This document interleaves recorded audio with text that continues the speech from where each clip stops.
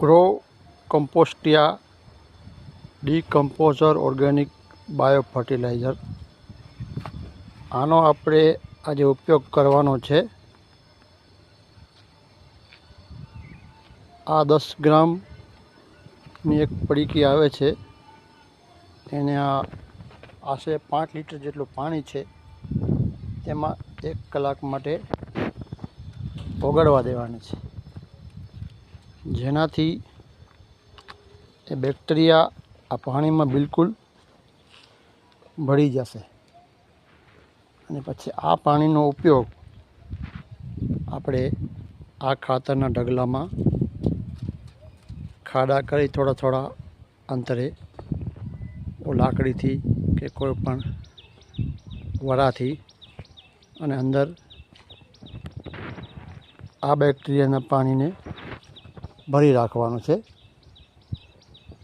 આટલું પાણી પૂરતું નહીં થાય, આના માટે આ 200 લીટરનો ડ્રમ છે, તે પાણી પૂરેપૂરું 200 લીટર ભરી અને આ 5 લીટર પાણી એમાં નાખી દેવાનું, એને બરાબર હલાવી અને પછી એ 200 લીટર પાણી તેમાં વાપરવાનું છે ઢગલામાં, જેનાથી થશે શું કે એ બેક્ટેરિયા છે એ આ ખાતરના ઢગલાને, કચરાના ઢગલાને બિલકુલ કમ્પોસ્ટ કરી નાખશે, એકદમ ખાતર બનાવી નાખશે, જેનો ઉપયોગ તમે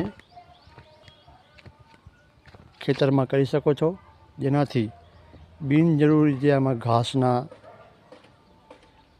રૂટ્સ હોય એ ખાતર બની જાય, કોઈ દાણા હોય તો એ ખાતર બની જાય, એટલે ખેતરમાં ખડનો ઉગાવો ઓછો થાય। ડાયરેક્ટ આપણે ખાતર નાખશું તો ખેતરમાં જ્યાં ત્યાં ખડ ઉગી નીકળશે, જે ખડ આપણા માટે મુસીબત બનશે, માટે આ કમ્પોસ્ટ કરવાનું જરૂરી છે।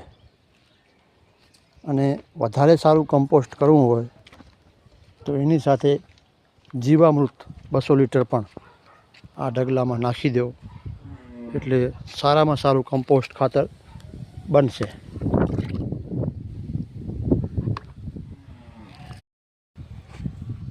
તો હવે હું આ પડીકીને ખોલી અને આમાં ઓગળવા માટે રાખી દઉં છું।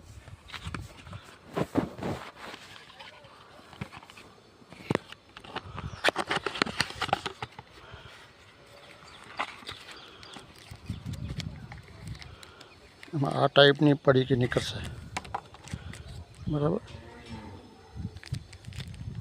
આ ટાઈપની પડીકી આમાં કમ્પોસ્ટ થઈ જશે, પાણીમાં વોટર સોલ્યુબલ હોય છે, પાણીમાં આખી ઓગળી જશે, જેમ આપણે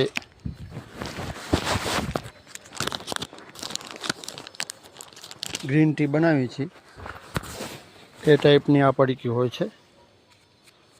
આમાં નાખી દઉં એટલે એનું કામ કરવા માંડી જશે। હે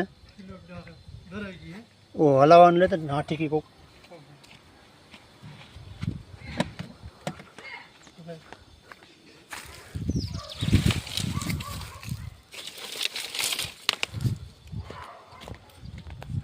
અને હાથીકી દ્વારા હલાવવાનું છે।